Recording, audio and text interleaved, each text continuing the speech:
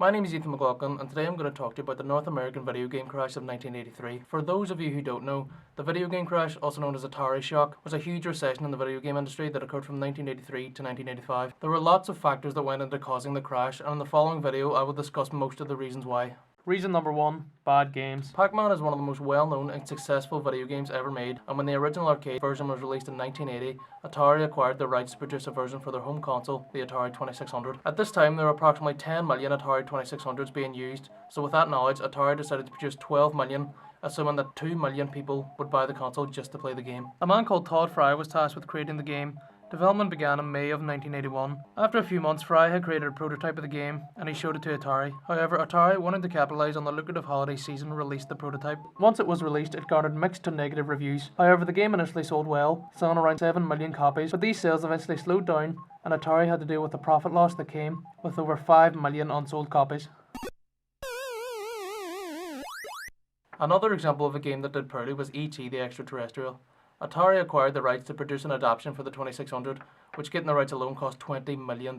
Similar to Pac-Man, Atari wanted the game to be ready for the Christmas period, but development only began in late July. This meant the developer had less than 6 weeks to create the game. Around 5 million copies of the game were produced, and the game was released in December of 1982. Of those 5 million copies, 3.5 million came back unsold or returned. Reason number 2, loss of publishing control. In 1979, several programmers left Atari and created Activision, which became the very first third-party developer. Many other companies soon followed suit, and soon lots of developers and publishers, independent from Atari and other companies, were putting their games on shop shelves. With this loss of publishing control, Atari and other video game companies could not have good quality control for the games that would be on their consoles. This caused poorly made derivative games to flood the market. Reason number 3, flooded console market. Over the last several console generations, there's only been 3 main competitors, a console from Sony, one from Microsoft, and another one from Nintendo. However, during the 1980s, there was many consoles on the market, including the Atari 2600, the Atari 5200, the Odyssey 2, the Intellivision, the Tandyvision, the Telegain system, and the Fairchild Channel F system, just to name a few. Each one of these consoles had their own library of games, many of which were from third-party developers. This meant that consumers had a lot of choice but not enough information, and a lot of people ended up not buying any consoles at all.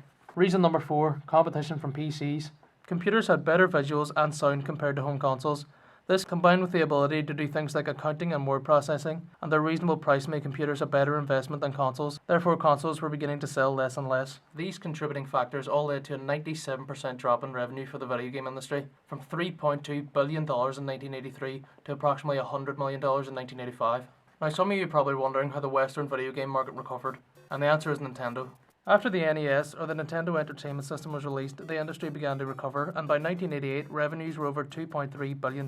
One of the biggest reasons for Nintendo's success was their stance on third-party games. In 1986, Nintendo's then-president, Hiroshi Yamauchi, stated, "Atari collapsed because they gave too much freedom to third-party developers, and the market was swamped with rubbish games." Because of this, Nintendo limited the number of games that third-party developers could release, and also put its seal of quality on products that met their standards. Another reason for Nintendo's success was their stellar first-party lineup, with games like Super Mario Bros. And Legend of Zelda becoming instant classics and being regarded as some of the best games ever made. I hope you've enjoyed my brief history of the video game crash in 1983. Thank you for watching.